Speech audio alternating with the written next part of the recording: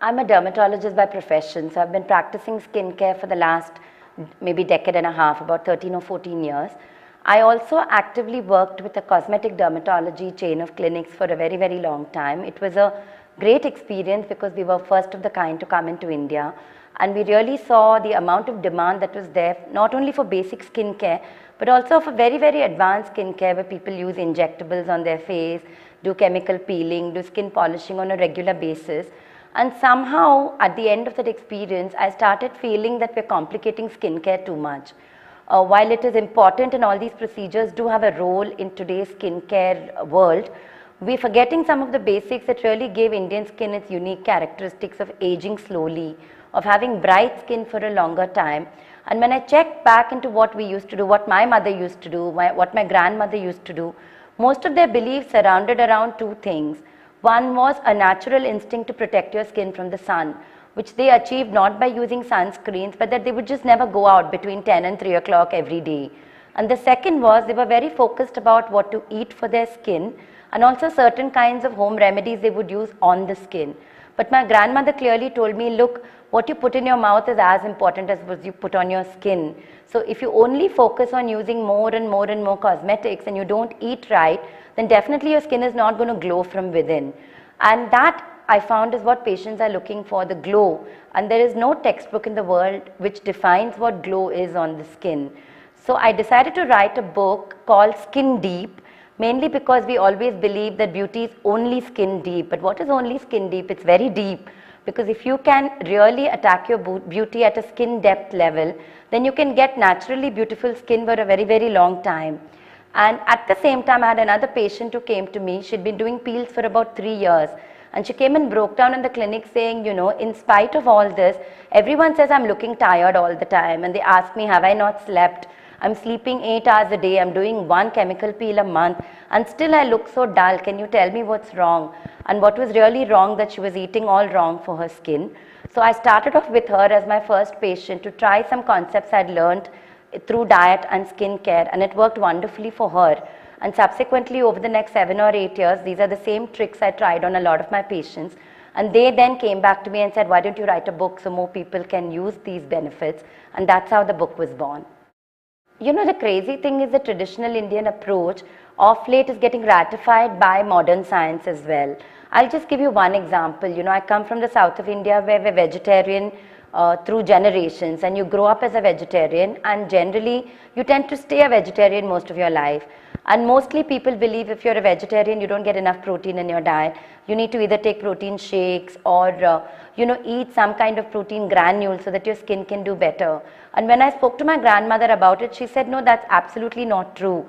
And there's this one very popular South Indian dish called kootu, which is like a kind of sambar. And she told me how in the winter months they would always make this particular dish, and the dish is a combination of various kinds of vegetables into which they actually put sprouted chana or sprouted moong. And I asked her, why do you put the sprouted chana? She said, because in the winter months the skin tends to exfoliate more, and they describe it as a skin peeling off more. You know, she says skin gets drier and peels off. So if you put this sprouted moong or sprouted chana into the diet every day, your skin actually does better. And this is today what nutritionists also tell us in terms of protein complementing, that other than some non-vegetarian foods, vegetarian foods don't have the complete range of amino acids, which are the building blocks of protein, which is the reason we complement certain kinds of food to get the protein. So if you see in the north, people eat rajma with rice. It's because the combination of the two gives you the entire batch of nutrients that you require.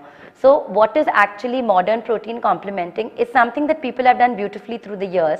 And if we look at any of our cultures, whether we look at Bengal, where certain fishes are eaten in certain times of the year, or you look at the north, you know, sarson ka saag will only be eaten in winter. There's a reason for it, because our internal and external body changes during different seasons, and skin is our first interface with the outside world.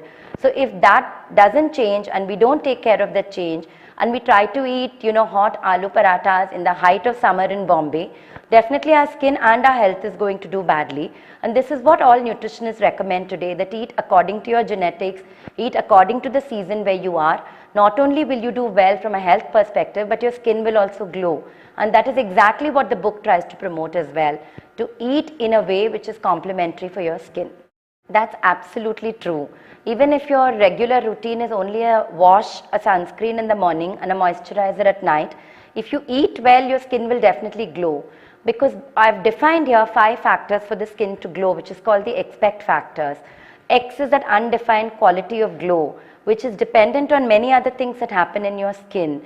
And many of these cannot be corrected by just applying something on the skin. It has to come from an improved blood circulation, which comes from a good diet.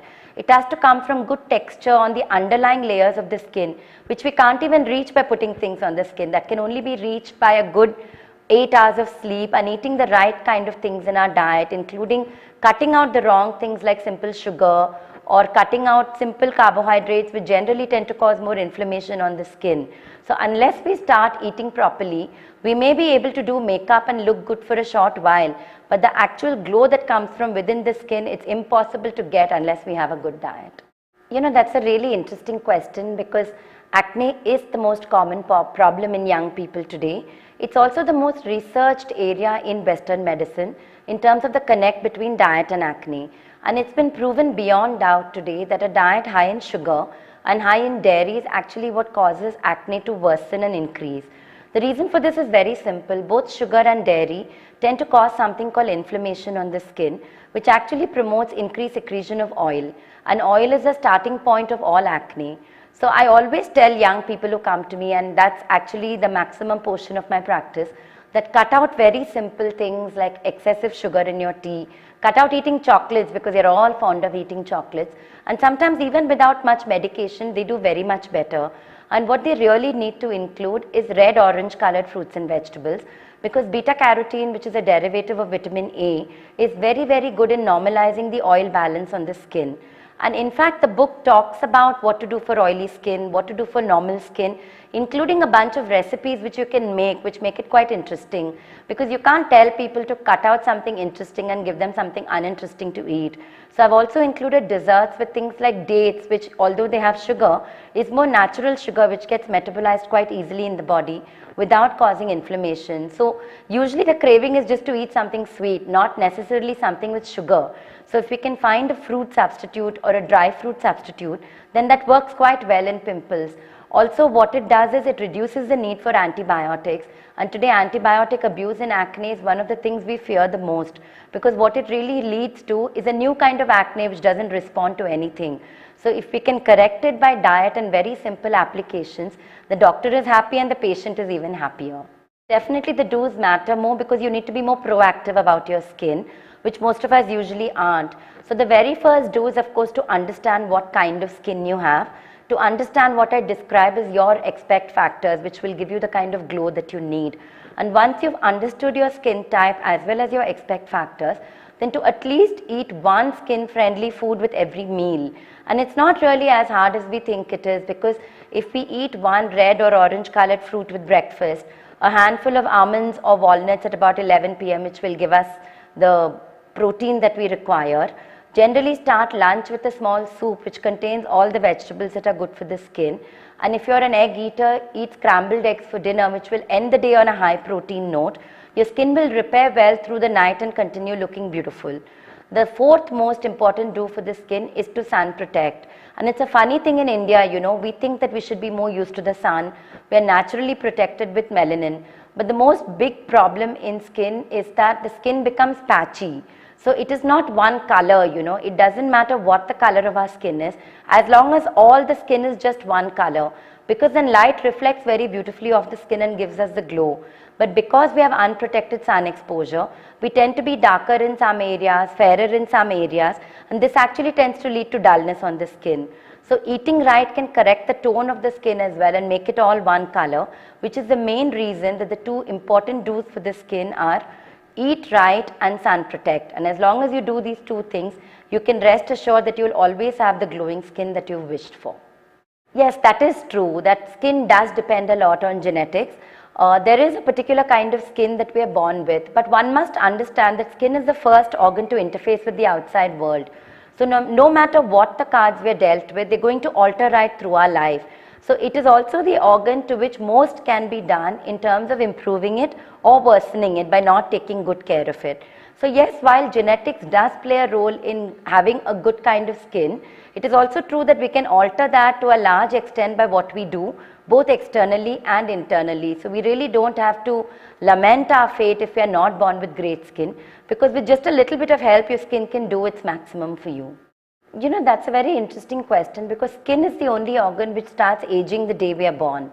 Right from the moment that we are born, there is destruction of collagen, which is the building block of the skin, and simultaneously there's production of collagen as well. Now there are various factors which aid the destruction, like sun exposure, like smoking, like alcohol, like certain kinds of wrong foods that we ate, which I spoke about, like sugar and dairy, which tend to actually cause breakdown of this collagen on the skin. And as we start growing older, sometimes as early as 14, 15, 16, if we don't do the right kind of things, the production process doesn't keep up with the destruction process. So yes, there are a lot of things that can be done right from the beginning, and we do tend to tell parents this. One is, you know, in India, as children, we tend to go out to play.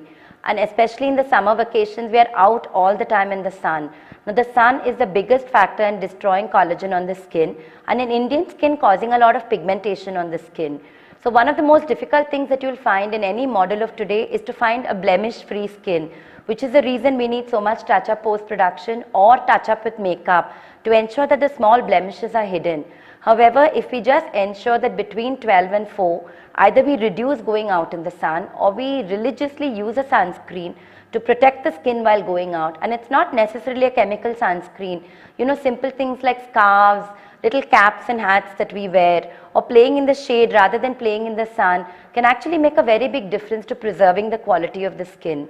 The second thing is, between the ages of 2 and 12, the skin doesn't have any activity of the oil glands.